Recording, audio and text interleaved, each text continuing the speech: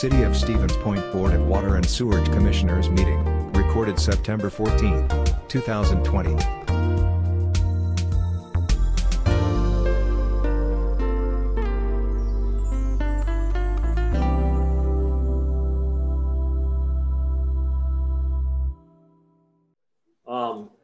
As is the tradition, we need a motion to approve the minutes of August 10th, unless somebody has some changes or corrections.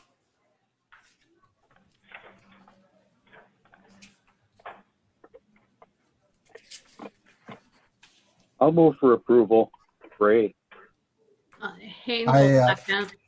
This is Carl. I did have just a clarification here. Under the third paragraph of item 5 on sewage treatment operations, there was talking, if you could explain to me on the new phosphorus levels. They went from 0.1 to 0.4, which is more attainable. Is that it? Is it? So that's a higher standard then, is what was said there? Yes, Joel, I'll take this one.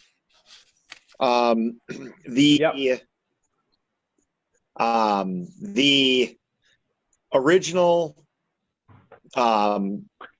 limits that they were going to hold us to after our next permit cycle was up was put at 0.1 milligram per liter. While they waited for the TMDL process to finish, so the total maximum daily load study.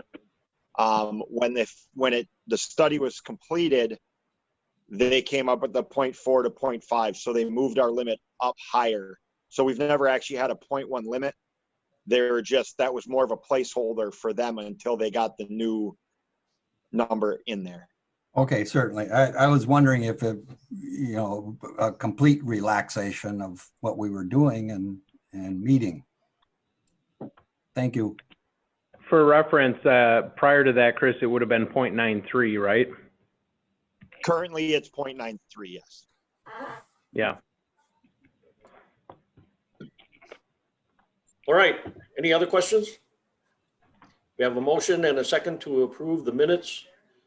All those in favor signify by the sign of aye. Aye. Aye. Aye. Opposed, same sign. Motion carried. We'll start with the Water Department claims as the next agenda item. Questions? I did want to point out, and thanks to Mary and others for figuring this out, but they will still appear segregated amongst the enterprises, even though on the back end now our functionality is combined, and that does streamline things. So this will be able to remain a water, wastewater, and stormwater report for you guys. Thank you very much. Yeah. Thank you. Yeah, this is Carl. I'd like to express thanks on that too. Just again, another clarification on how this joint check account, if that's the way to describe it, works, such as 5.4, 5.11. That also appears on the under sewage department. Yeah, so I think the easiest way to really describe it, at least from my perspective, and Mary could get a little more in the accounting weeds for you, but really is that we no longer have to issue checks between water, wastewater, and storm sewer, physical checks. It's one like larger really entity. We have a single tax ID now, I believe, for the three, but all of our accounts stay. So we still have that integrity and that level of resolution. Mm-hmm. So it really kind of streamlined the back end for us, but all of the charges will still be appropriately allocated to the right enterprise. Sure, yeah. And what I picked up on is that the one on that example, wastewater, was a different dollar amount than water department. Yep. And a lot of times you'll see when things occur on both that when they're, when it's not real specific to what was going on with one enterprise, and I'm not talking about this in particular, but whether it's a software, materials, or sometimes we do find us splitting things 3 ways. And in this case, there were just separate charges for the different enterprises. Mm-hmm. Okay. All right. Any other questions on the water department? If not, let's go on to sewage.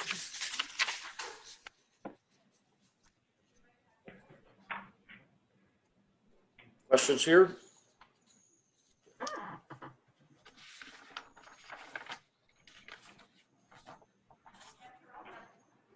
I had a question on sewage. We had some things that we were rebuilding out by the lift stations out by the business park.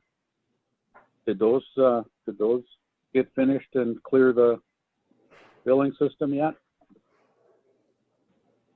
We issued the substantial completion certification some time ago, and I know we are down to the point where we're very light on what we're withholding on the project.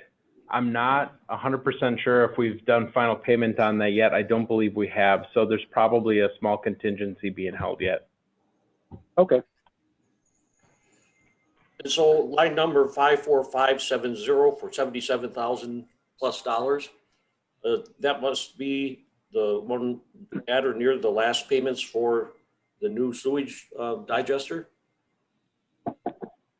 Yeah, we're very near the end on that. That was to bring down the retainage we were holding on that too, because of the fact that we were having discussions related to liquidated damages. So we figured all that out, and we're probably, I don't have that number in front of me, but yeah, essentially we're kind of to the point where it's just retainage on that project also.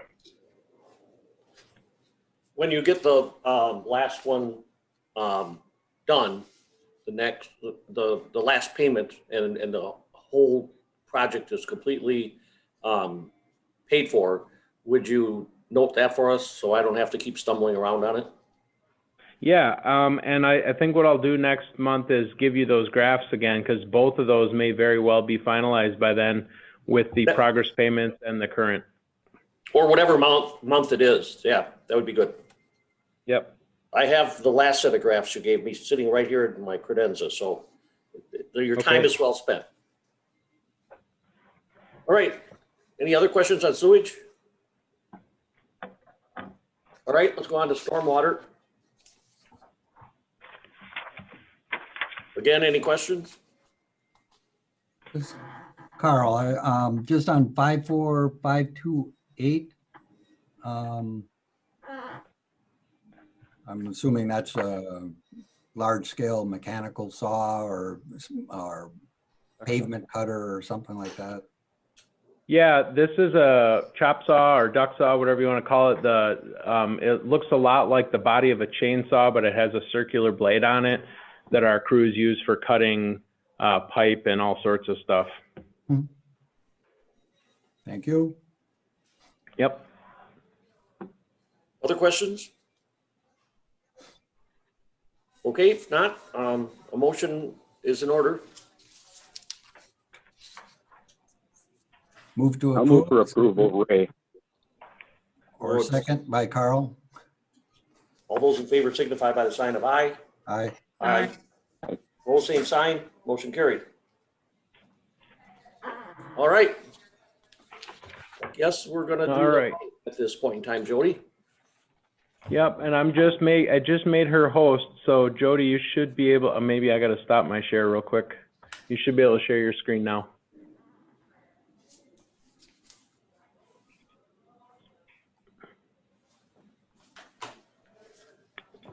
There we go. Right. You may still be mute. There you are. Okay. Yeah, too many clicks there. I didn't get them in the right order. So thank you very much for having me here. Wanted to go over the results of the audit from 2019. The financial statements did receive what we call an unmodified opinion. So that is a clean opinion, the highest level of assurance that we can give. Our audit process, similar to prior years, starts in the fall with planning and understanding changes in your processes and what to expect for the year, if there are new transactions, new debt, projects, etc. And then we were out, well, we weren't out. We complete our field work in the March and April timeframes with our testing. And this year, a lot of that was done remote because of the pandemic. So I guess before I dive into the numbers, I did want to say thank you to the staff for working through that with us. The good news is that we have been using a lot of software and online data transferring systems in the past, so we didn't have to learn a lot of new software. It was more so learning to set up communication protocols. When you can't just walk down the hall and ask a question, you have to set up times to meet with people and walk through screenshots and do those status updates. But overall, I think things went very well, and we really appreciate the effort from your team in getting us everything we needed. So I will start here with the water utility results. First, looking at the operations, and we see that the actual rate of return current year was 3.4%, prior year 3.47%. So relatively stable there and in line with the 3.5% that the rates were designed to earn. In fact, I would say both of those are very close to that, given the amount of estimation that goes into that rate design process. Looking at that another way, if we look over the last 5 years here in the graph, we can see that the operating revenues have continued to increase a little bit in line with operating expenses, keeping a very stable margin over that 5-year period. So a couple other items we always like to look at then for the utility. For the water, again, the unrestricted cash reserves on hand at the end of 2019 had just under $2.3 million, which was just under 6 months worth of cash on hand. So as we've talked about previously, the Government Finance Officers Association would recommend a minimum of 3 months worth of operations in reserves. That allows you to continue paying your bills if for some reason there's a delay in the receipt cycle. It also allows you flexibility for some of those unique projects that may not come along equally throughout the year. So this was a good place to be at the end of 2019. Looking again at that 5-year history, we can see that the utility had built up reserves 2015 through 2017, and then used those in some capital projects. I think that was planned in order to minimize some of the rate impact and not in the timing of debt in there. So that was drawn down, and now we're seeing it build back up. Speaking of debt, another item that we always like to look at is the debt coverage.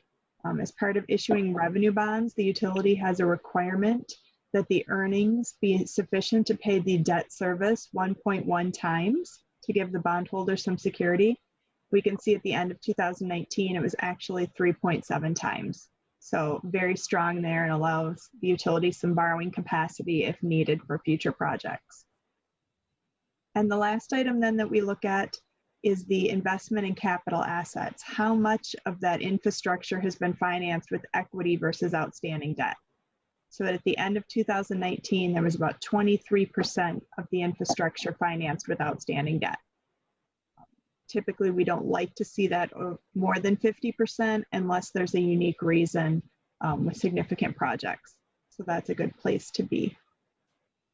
Before I move on, are there any questions on the water utility? The last statement you just made is that you don't want the debt to be more than 50%, correct? Correct. Thank you.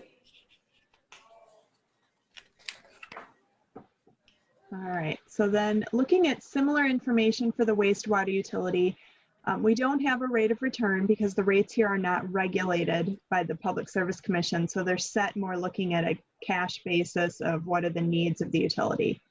But again, over the last 5 years, we can see relatively stable margin between the revenues and the expenses for the utility. And as the expenses have increased, as have the revenues. A little bit less margin or income in there in 2019. Looking again then at the unrestricted cash reserves, just over 1.8 million, or about almost 4.5 months on hand for the wastewater utility. So again, above that bare minimum. In addition, similar to the water utility, the wastewater utility had built up some reserves and was able to use those for project financing in 2017 through 2019, and some one-time expenses in there. Looking at the debt coverage, the wastewater utility has, through the project that you were just discussing, taken on additional debt. And so we do see that for 2019, between the increase in debt and some unique operating costs that occurred, the debt coverage, the actual was below that required. So that's just something to be aware of and to be looking at.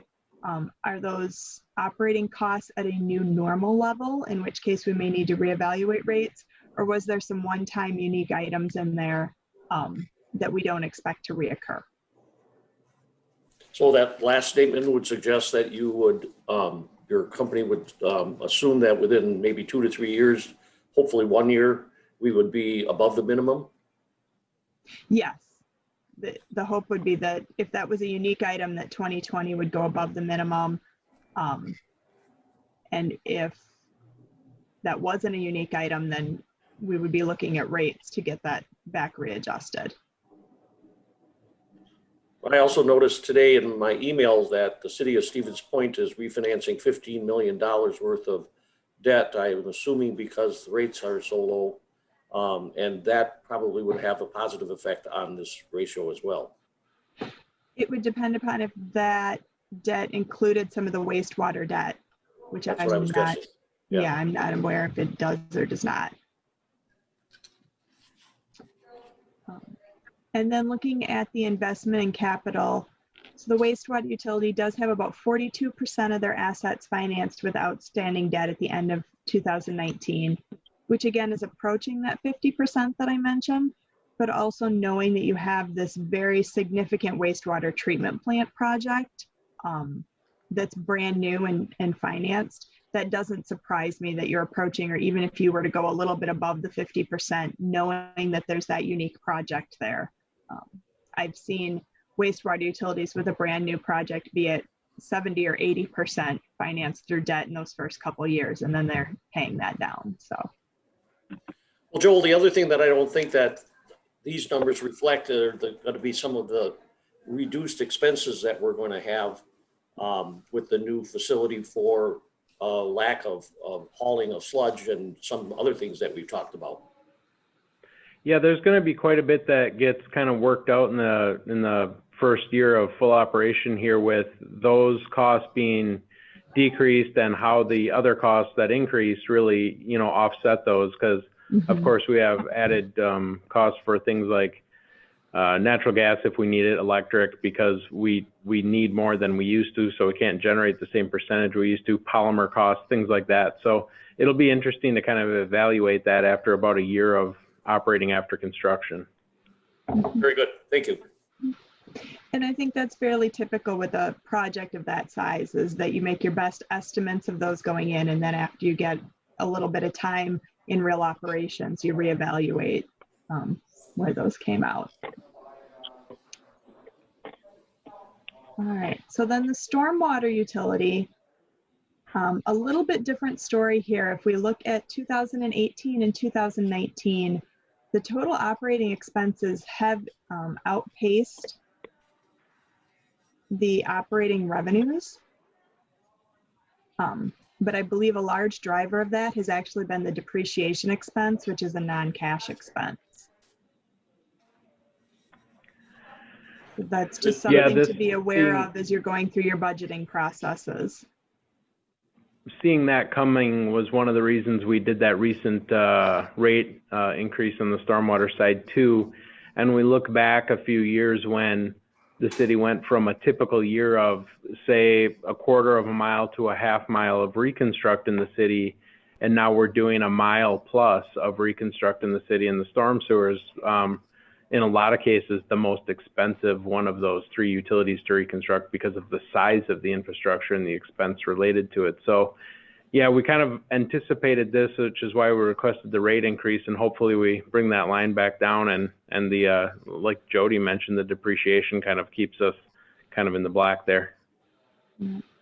Well, it's also important to note that the trend, even though it's above the revenue, the trend in the expense is already starting to go down a bit. Mhm. Absolutely. And the revenues prior to the rate increase have been very stable or even increasing a little bit there in the last year. Looking then at the cash reserve, as mentioned, in the last year, those have been drawn down a bit with some of those increased capital projects, which is just something to think about, is if that's the new level of spending going forward that's anticipated with the city's project plan. Is that something that you want to be recovering in rates on an annual basis? Or I think I've seen some discussion of borrowing for some stormwater projects as well. And then debt coverage, the stormwater did in 2019 for the first time have revenue debt outstanding, and clearly met that debt coverage requirement. And as we look here, it's only about 9% of the infrastructure is currently financed with outstanding debt. So that's a very low amount. But as you say, if you're doing a lot of replacement projects, that may have to be adjusted, and understandably, because those are very long-lived assets. Is there any questions on that? Did you want me to touch on the airport and transportation at this, or transit at this time as well, or later time? Well, our airport meeting starts right after this one. So Okay. if you could real briefly there, and transit, not with this group. So Okay. just airport at the next meeting, if you could. I can do that. Right, thank you very much, Jody. Thank you. I believe I remember correctly that we need a motion and a second to approve the audit as presented. That'll work. I just, I had one question, and that I recall from previous audits, and there was it seemed like a blanket statement related to internal controls, and that we didn't have the staff capacity to conduct it, and that's a common occurrence in municipalities. And I didn't see that. Is that a different approach? Have we beefed up the internal controls to your satisfaction, or just how's that work? I think that was still communicated. We had actually a new document that communicated that this year. It's got kind of a fun picture on the cover. So as a firm, we went through a rebranding, and they tried to look at some of our prior communications and say, how could we make these a little bit easier to read, because we know it's a lot of dry content. But the communication there is still similar, is that for an entity of your size, it is, virtually impossible. I won't say impossible, but it's very difficult to completely segregate duties so that no one person does more than one step in a process. And we understand that for governments, it's just not practical to suggest that you hire additional staff to do that. And so we make you aware that your oversight role is very important. And we consider that as we're designing our audit tests in order to issue our audit opinion. So it's just something more to be aware of, not something that needs a specific action. Well, my observation is it seemed the previous version was a lot more blunt. I guess I didn't, that wasn't my takeaway. Okay. All right. Let's go on to the water supply and distribution report, Eric. I think, did we have a vote? Was a vote on accepting that required? Oh, I think we got to the point where we were about to, and then there wasn't a vote, right? So if you don't mind. Okay. I would move that we approved the audit report, or accept the audit. Is it accept or approve? Accept, I think. Yeah. So noted. There's a second? Yeah, Haynes, I'll second it. All those in favor signify by the sign of aye. Aye. Aye. Aye. Opposed, same sign. Motion carried. Now it's Eric's turn. All right.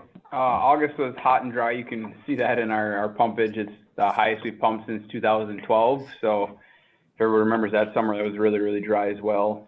Our well field was working really hard all of August, but now thankfully we're into September and cooler, wet weather has approached us. On the project side, our hydrant painting capital project I've had in the last couple of years has been pushed back most of the summer, and now because of COVID, they're not able to travel. So that project will be pushed off to 2021, and I'll probably add a little bit more next year as I would have anyway. So it'll be a bigger purchase overall, but it'll be this year and next year carried over for the budget. The Bliss Ave water tower inspection was also pushed back to mid-October. That is required every 5 years, so hopefully they still get that done this fall. Well 4, that project, we're hoping to have a test well in 2020 so we can see what kind of water quality we're dealing with. And the well 7 repiping and well 5 abandonment will be combined here. And I got an update today. We're looking for the 2nd or 3rd week of October. So a lot of fall projects kind of working on here. Other than that, everything's going pretty smooth. If anybody has any questions. Good I've got a report. question on the abandonment of well 5. Sure. Are we able to abandon that without going to extreme expense like concrete? Yeah, that's just a normal vertical well array. So that'll just be a normal abandonment. The casing's only 12 inches. Oh, okay. It's not an actual big rainy well like the collector well was on Patch Street. Okay, thanks. Yep. You're welcome. All right. We're going to get educated about a subsurface locating device, I understand, Eric. You wanna hear me? Or Yeah, whatever? I'll start off on this one a little bit because I think it's important to just go back a little bit on the memo here and just indicate that this is related to the infrastructure we've taken over from the city. That is now what we kind of refer to as the community area network, and that is our buried conduit and the fiber that is generally within that conduit. That is kind of becoming another little enterprise here. In fact, I do need to talk with Jody about that as far as in the years ahead, do we need to do a small separate audit for that and how that works. So the plan is, I believe that officially the first of this year or last year, we worked out with the city to take over the assets. And we've been kind of doing a slow transition to operational responsibility, and we're hoping to October 1st start doing the locating that goes along with that, which is when you call a digger's hotline ticket, the paint that ends up on the ground, whoever owns that infrastructure has to paint those assets, those utilities, everything that's buried. October 1st is when we worked out with engineering that we'd like to take that over. And so staff has been looking at the different options for subsurface locating equipment, and this here is what they kind of settled on as the one they prefer. We were working on quotes with everybody, but we're confident it's all going to come under $6,000. So I just want to explain kind of the assets a little bit. You got anything to add to that? Yeah, so I reached out to Ditch Witch, and I did get a quote Friday after the packet came out, and it did come in at $4,500, so we're well under that $6,000. And it's comparable to the other two models we tried out for a week, but this is the one everybody thought was easy to use and felt really good using it. So it is $4,500. Great. This is, we had so much trenching going on in the city, and while they were doing that, we oftentimes saw one of the workers carry a box that was, I'm going to guesstimate, 6 inches by 10 inches, and they were hovering above the places where they were trenching, I assume using that box, my highly technical term, to try to make sure they didn't unintentionally cut other infrastructure that was where they were trenching. So is it one of those types of things, or is it, how can you describe it physically? Yeah, exact same thing. Yep. When you see the guys out there swinging that thing, and kind of it's about waist high and they got a little screen by their hand, that's exactly what we're talking about. This So- also does tell you depth of the utility as well. So it'll say 2.5 feet, 2 feet, 11 inches, whatever it's going to be. So it's pretty accurate. So the bigger question, if I'm able to, by order of the agenda, that I come up with is, where are we getting the extra manpower or woman power or whatever to take on this work which was done by somebody else before, or we didn't have to do before? Yeah, well, it is a substantial, I guess, undertaking. What we're doing is we're handling it out of the service department, and that's got, enough individuals associated with it to handle it. We are going to see an uptick in the amount of time we spend. But when you look at it as a percentage of our total buried infrastructure, it's not a huge uptick in like total amount of feet that we locate. We have 160 some miles of water main, I think, 140 or 50 of sewer main, 60 or 70 of storm main, and we probably added 10 miles or so, somewhere between 10 and 20.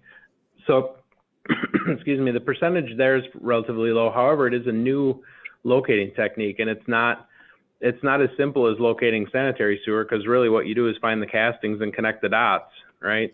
So it'll add some time to the fact that they're already locating sewer, water, and storm, and all the laterals within the right of way. So this will add some time to that. But the good news is, through that project we're doing with the school district, and they're coming online with the can, and they're becoming customers on that, we will have revenue coming in to pay for the portion of the time that they're spending on this set of infrastructure. Good explanation. Thank you. All right, any other questions or comments? I think this is a must-have thing, so motion is in order. I'll move for approval, Ray. I'll second it. This Carl. All those in favor signify by the sign of aye. Aye. Aye. Aye. Opposed, same sign. Motion carried. All right, sewage treatment report, Chris. All right, we did meet all of our permit requirements for the month of August. You can see I've got all the data in there. If you have any questions on it, feel free to ask. The biogas utilization system has allowed us to offset about 30% of our power usage and 60% of our natural gas usage. A biogas engine still giving us some issues here and there. I think a realistic number will be kind of offsetting about 50% of our power and roughly 90% of our natural gas usage, which means we can almost fully power or fully run our drying system off of the biogas. I'll keep updating that as we go, but those are kind of the numbers I think we're gonna shoot to be close to as we stabilize out. Chris, help remind us what those percentages were before the system kind of took a rest, I guess is the way I put it.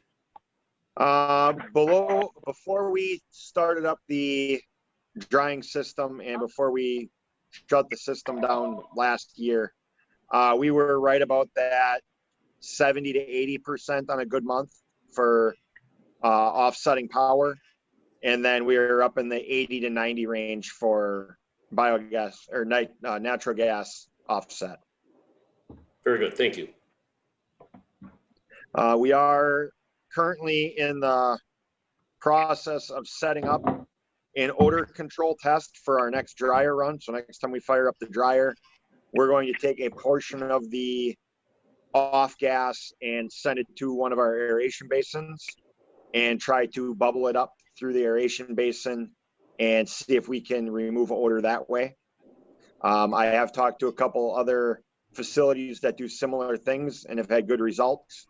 I just want to make sure it's going to work here before we would go forward with any design or engineering. It's all stuff that we had on site. So we were able to do it without a whole lot of upfront cost. So we're going to try that probably 2 weeks or so from now. I'll get a couple other people from outside the plant, people who don't smell wastewater all day, to come down and smell it and see if the odor goes away or if it's just in our head. So we'll hopefully have some good news for that for next month. And then the only other thing we have going on of great note here is we're working with the Wisconsin State Lab of Hygiene to start doing COVID DNA testing on our Effluent. So what they want to be able to do is track the amount of COVID-19 DNA in the waste stream and track how the pandemic is affecting the different areas throughout the state. So they're kind of going to set a bar, and then they're going to be able to tell you if you're going up or down case-wise. That data won't be available for a few weeks, but it will be being sent straight to the county health departments. So they'll have the proper data to use. So Chris, this is Carl. Again, where is that catch going to be? Is that just as it enters the plant, or is it more? That is our influence sample. So our raw wastewater coming into the facility is what we're grabbing for them. Okay. You know, because I've been reading where some of the universities are checking per dorm or residence hall. So I don't think UW Stevens Point is doing that, but it seemed that it got pretty granular. Yeah, there's been a few stories about that. I think that would come down to the state or the university kind of connecting with each other and saying we're interested in this. But in our case, they wanted our influence sample. Anna, did you have a question? Yeah, on the odor piece. I mean, you said you were just using other people's noses, but I'm just wondering if there's an actual device that can measure odor. There is. That's what we had done when it came out the stack before we had Wilson come in out of Tennessee, I believe they're out of. They had come up and done that testing. It's quite expensive. But this is more of a, is it working? Is it not working? If it's working, we're going to know it's working. And at that point, then we can go beyond that. But this is going to be a real rough, crude test to basically pilot a process to see if it works.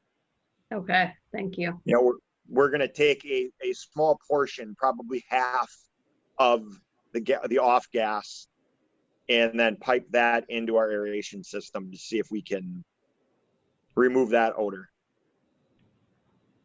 Chris, if you're looking for a volunteer, I'll offer my services, because I did pick it up when we were biking through the Green Circle Trail when you were talking about the problems, and it as you described it, it was nasty for those that can pick it up. Well, I think I've bicycled the Green Circle Trail in that area for decades, and there was always an odor there. I think it's part of the reason is that there's not a lot of residential buildings over there has something to do with that. And I think it's been probably a long-term type of arrangement, but we'll just see what the results are going to be here, and we'll continue to think about it, and there will be a time for us to make a decision. Sounds good. All right. Are you good? You want to go on to talk about these effluent screw pumps, Chris? Yep. So back in the last December, we had a new standby generator put in. The cool thing about the new generators is they're really smart and they know exactly what to do and how to run and do everything very efficiently. The problem is when you hook a 25-year-old pump to it, they don't work as well. Our old generator, or as I stated in the report here, our old generator didn't have a lot of the safety set points on the controls that the new one does. So it would just run the screw pumps without blinking an eye. With the new ones, the startup of the screw pump changes the frequency wave going between the generator and the motor, and it causes a fault in the engine and shuts the engine down. So what I'm being told we need to do is to install a variable frequency drive on the motor and slowly ramp it up over the course of minutes rather than seconds. And that will level off that wave enough that the engine will power it. Well, I So was thinking I- about, Chris, I was thinking about this situation when I read your memo, which was well written. I assumed that, again, we have no choice but to do this because we're violating the WPDES permit if we wouldn't be doing it. So I think it makes sense based on what you said to go ahead and award the bid to Current Technologies and go forward. Yep. Just for clarification, we aren't violating our permit right now. We do have backup power. We are able to run our Effluent centrifugal pump, the small one that we had put in, 8 years ago now. That one we can power. The problem would be is if we ever get a huge rainstorm, that one can't keep up. So in order to make it do everything automatically, we would need to go this route. I think it's a pretty safe, pretty cheap security feature, to make sure that this all works together.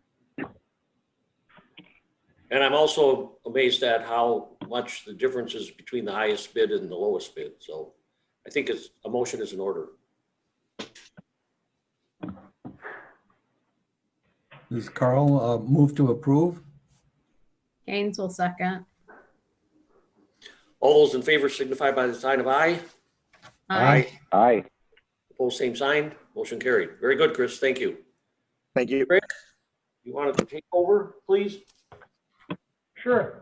First of all, I'd like to thank everybody for the approval of the locator, because it is a very important piece of tooling that we need to proceed with what we're going to do here. There's been a few of us in the office and trying to get our service department geared up for doing this locating. And I think we're on a good path here. So hopefully by the first of the month, we're able to take off and do what we need to do. Just touch base a little bit on the water crew is replacing some valves that are broken or needing replacement. So that's what they're doing, and some hydrant maintenance. Our sanitary collections crew has been doing some cutting and jetting, just typical maintenance of the sewer mains, and everything's going well there. And our storm crew has been doing little odd jobs, fixing some catch basins and that kind of stuff. Still having a hard time finding some people to do some concrete work for us, but we're confident we're going to get it here taken care of in the next month or so. So we're all done and ready to go for the winter time. So that's all I got. Anybody have any questions? I've just got a question on that locator that we're getting. Sure. Does that have the ability to locate underground stuff that doesn't have a wire along with it, or how does that work? Older stuff probably wouldn't have that. Yes, it does. This locator does have that capability. As long as it has some kind of metallic material in it, we can put a hoop around it and send a frequency wave through that to locate it. It also has a capability of locating power without hooking anything up on it. And it also has the capability of locating what we call a SON, which puts out a certain frequency that we can put onto our cameras for our televising stuff equipment. So that's kind of the reason we were looking towards that piece of equipment more so than a couple other ones that we had tried. Okay.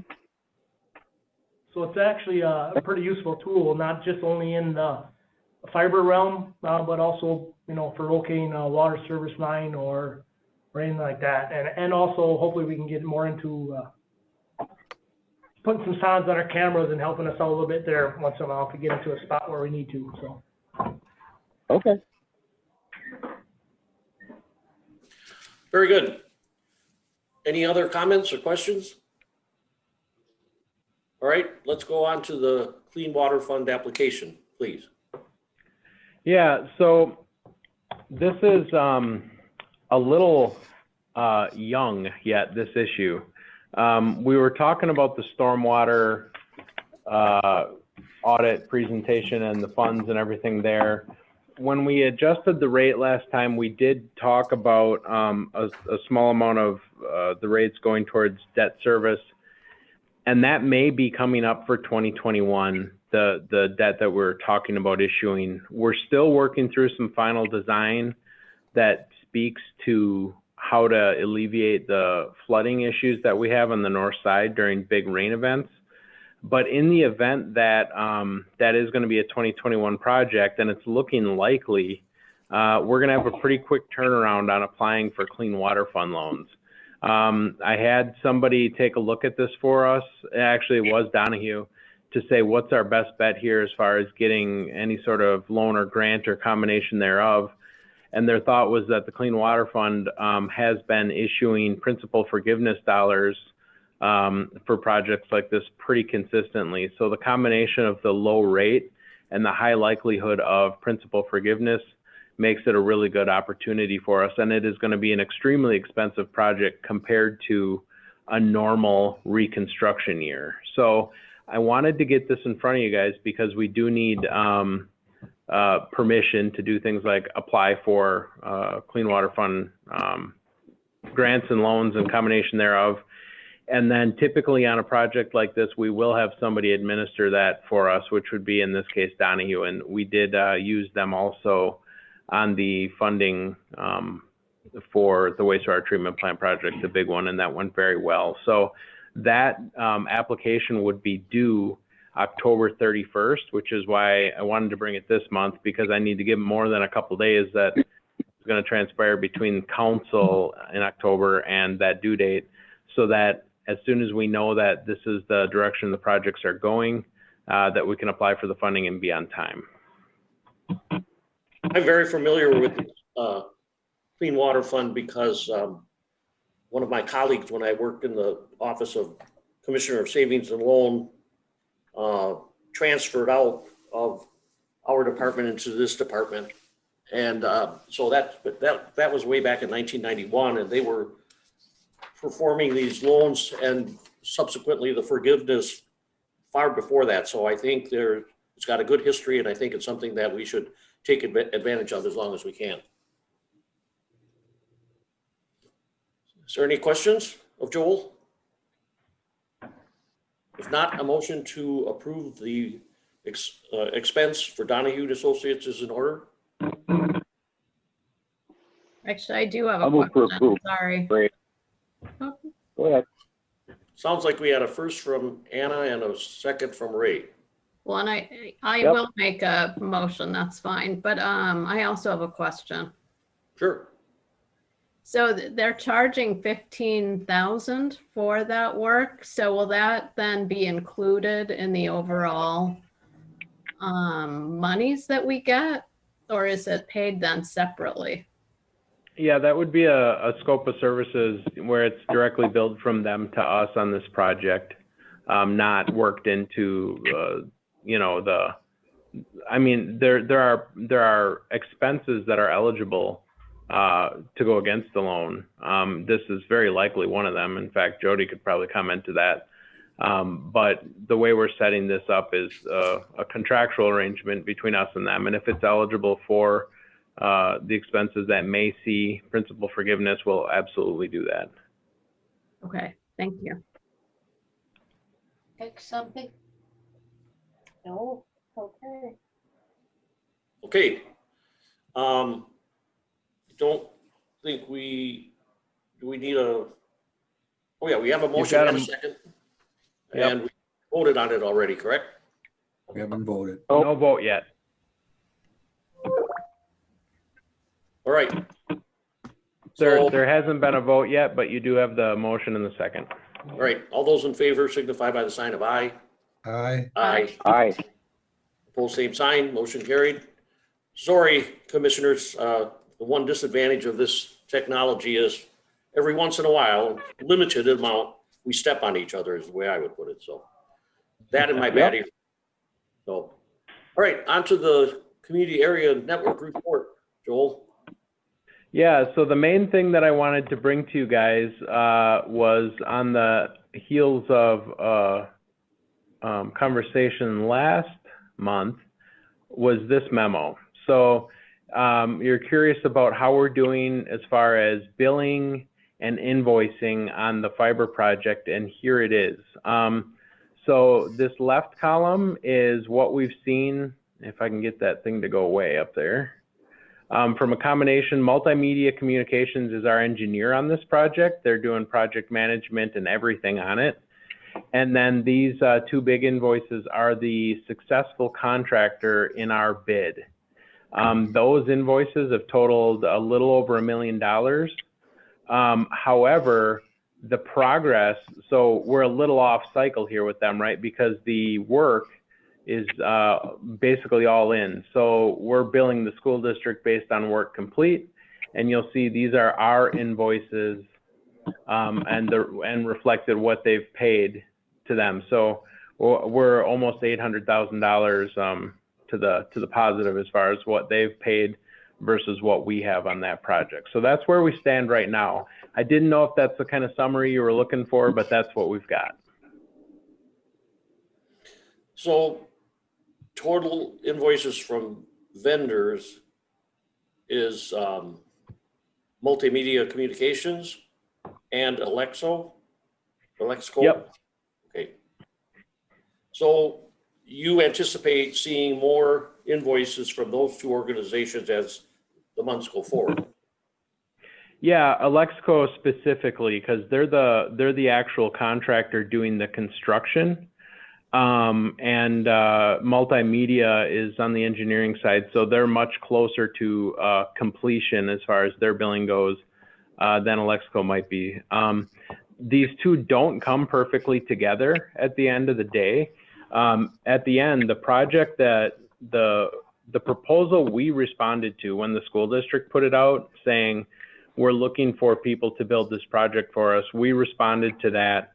And then we had to in turn bid that out. Our bids came back a little cheaper than we responded. So there is a slight difference there.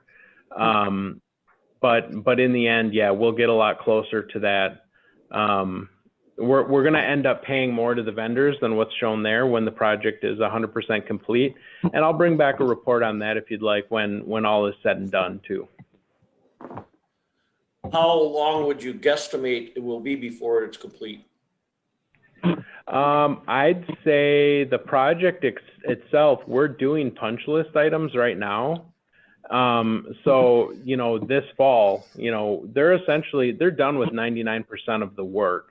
They got to come back and do some rework, change some things we want them to change, go through the whole substantial completion process where we say, yeah, you're basically done. And then final bills minus any retainage we need to keep are processed. So next month or two at the commission meetings, I should be able to report very nearly final numbers. Well, Joel, if it takes until the end of the year, so be it. But we would like to see something when it is substantially balanced, I guess is the word I would use. So. Yep.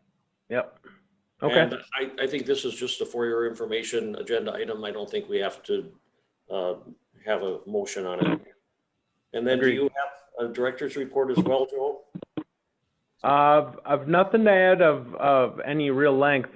We are going through still the process of filling vacancies, right? So Craig was recently promoted, and now we've also promoted Jeff Hoffman into Craig's vacancy of foreman. And now we've got an equipment operator position open that we're going to look for interest and or advertise. And so we're just kind of going through the process there. So we're still doing hiring and interviewing and stuff like that. That's really all I had to add for a director's report. Thank you. So at this point, unless anybody has any questions or comments about the last agenda item, a motion is in order to adjourn. So move. All those in favor signify by the sign of aye. Aye. Aye. Aye. Both same sign, motion carried.